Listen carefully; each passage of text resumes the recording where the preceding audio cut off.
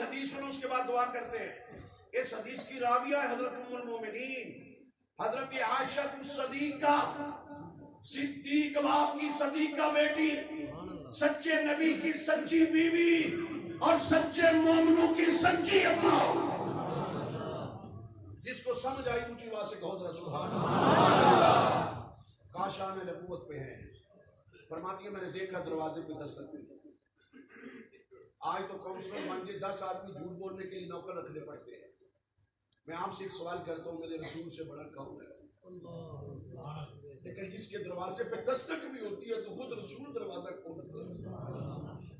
یہ شان تھی میرے آقا علیہ السلام. آقا علیہ السلام کے دروازے پہ دستک ہوتی ہے. میرے آقا علیہ السلام نے دروازہ کھولا. اب دروازہ کھلتا ہے، میرے آقا علیہ السلام کی نظر پڑی، بسیدہ حالت، بکھرے ہوئے بال. سنو باپ کس کو کہتے ہیں. اور ایسے لگتا ہے جیسے اس جوان نے کتنے دنوں سے کھانا بھی نہیں کھایا. غربت کی آثار نمایاں نظر آ رہے ہیں. میرے آقا علیہ السلام نے فرمایا بیٹا کدھر آئے ہو؟ وہ سلام عرض کرتے ہیں، حضور سلام کا جواب دیتے ہیں. اس آدمی کہتے ہیں آقا اگر اجازت ہو تو میں اندر آ جاؤں. کیا شان ہے اس جوان کی، وہ کا شان ہے نبوت پہ اندر آ رہا. آقا علیہ السلام نے فرمایا بیٹا اندر آ گیا. اب جب وہ اندر آیا نا توجہ کی طرف کرے، اس کی قدا حضور کو پسند آئی. ادا کیا تھی؟ جب وہ اندر آیا تو پیچھے مڑا. پیچھے مڑ کے حضور دیکھ رہے ہیں ایک بوڑھے بابا جی.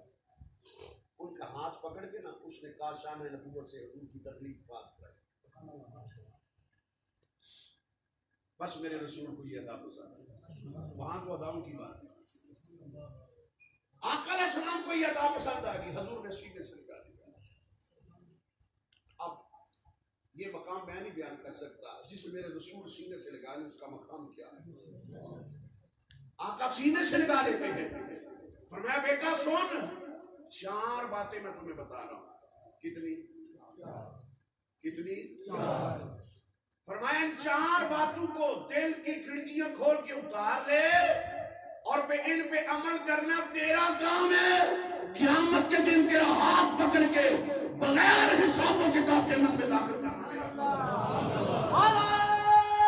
تکبیر،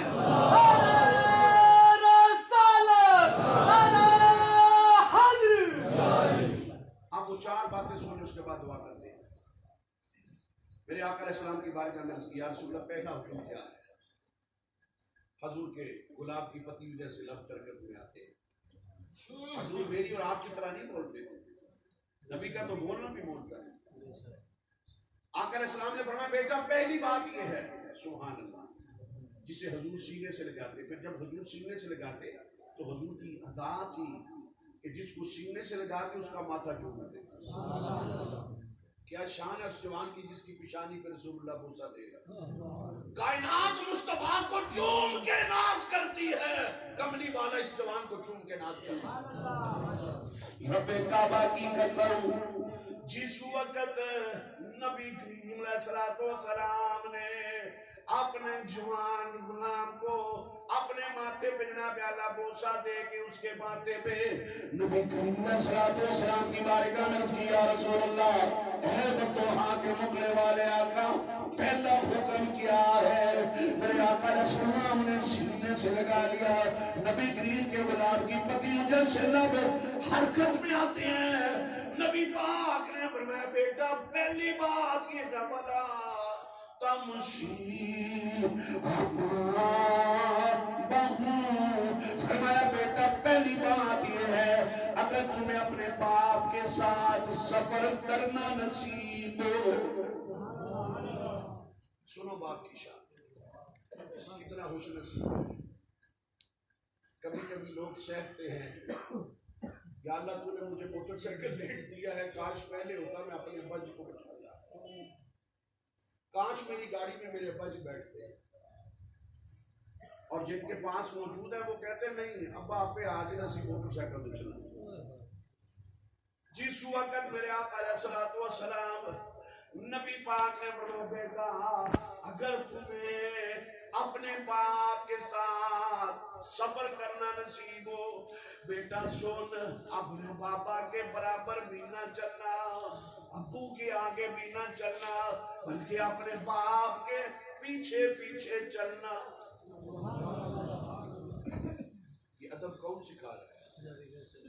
پھر تو صادق الامین کہتے تھے کافر. میرے آقا نے فرمایا برابر نہ چلنا. یہ تو سنا تھا قرآن کو پیچھا نہیں کرتے، یہ تو سنا تھا کعبہ کو پیچھا نہیں کرتے، مدینے والے بتایا نہیں بوڑھے باپ کو بھی پیچھا نہیں کرتے. یا رسول اللہ دوسرا حکم ڈیٹیل پھر کبھی ہے تو بیان کروں گا. دوسرا حکم کیا ہے؟ فرمایا ولا تجلس قبلہ. جب کسی مجلس میں جائے نا اپنے بابا کے ساتھ، کسی میٹنگ میں جائیں، کسی جناب اعلیٰ مجلس میں جائیں، کسی محفل میں جائیں، کسی اجتماع میں جائیں، کسی میٹنگ میں جائیں، تو فرمایا اس وقت تک نہ بیٹھنا جب تک اپنے باپ کو اچھی جگہ بٹھا نہ دے. آقا تیسرا حکم کیا ہے؟ میرے آقا علیہ السلام نے فرمایا اس میں یہ مسئلہ سنو بڑا زیر غور ہے. آج کا جوان اپنے باپ کا نام ایسے لیتا ہے جیسے چلے یار کا نہیں. اب میری جیتا کی ساڑھے لے، یہ تو اس وقت پتہ چلتا ہے جب باپ چھوڑ کے چلا جائے. یہ تو پوچھو ثاقب صاحب سے، عاقب صاحب سے، عاصم صاحب سے، قاسم صاحب سے، جن کے دل بھی آج رو رہے ہیں. وہی بزم ہے، وہی دوم ہے، وہی عاشقوں کا ہجوم ہے کمی تو بس میرے ایک یار کی جو تہے مزار چلا گیا.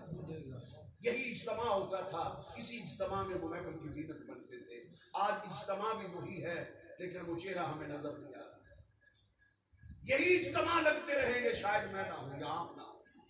سامعین محترم، میں عرض یہ کرنا چاہتا ہوں، میرے آقا نے فرمایا وَلَا تَعْتَدُوا بِاسْمِهِ. کتنی بھی مصیبت میں پھنس جائے کبھی باپ کا نام لے کے نہ پکارے. آقا چوتھا حکم کیا ہے؟ میرے آقا علیہ السلام نے فرمایا وَلَا تَسْتَسَبَّ لَهُ. فرمایا بیٹے جب تین باتیں بتا بیٹھے نا، فرمایا بیٹے کبھی باپ کو گالی نہ دے. حضور نے فرمایا خیرکم من القرون، میرا زمانہ سب سے اعلیٰ ہے. وہ جوان رونے لگا، کہا یا رسول اللہ کلمہ آپ کا پڑھے اور باپ کو گالی دے. میرے آقا علیہ السلام نے فرمایا سنو دین کس کو کہتے ہیں، آخری بات سنو. میرے آقا علیہ السلام نے فرمایا بیٹا میں تمہیں اس لیے کہہ رہا ہوں کسی کے باپ کو بھی گالی نہ دے. صدقے یا رسول اللہ تیری عظمت پہ قربان جاؤں. میرے آقا فرماتے ہیں بیٹا تو کسی کے باپ کو بھی گالی نہ دینا. فرمایا جب تو کسی کے باپ کو گالی دے گا، وہ پلٹ کے تیرے باپ کو گالی دے گا، سبب کون بنے گا؟ اس کا نام دین ہے. یہ چار باتیں اپنے اندر بٹھا لیں. وَلَا تَمْشِي أَمَامَهُ وَلَا تَجْلِسْ قَبْلَهُ وَلَا تَعْتَدُ بِاسْمِهِ وَلَا تَسْتَسَبَّ لَهُ. کبھی ان کو گالی نہ دینا. اللہ تعالیٰ میرے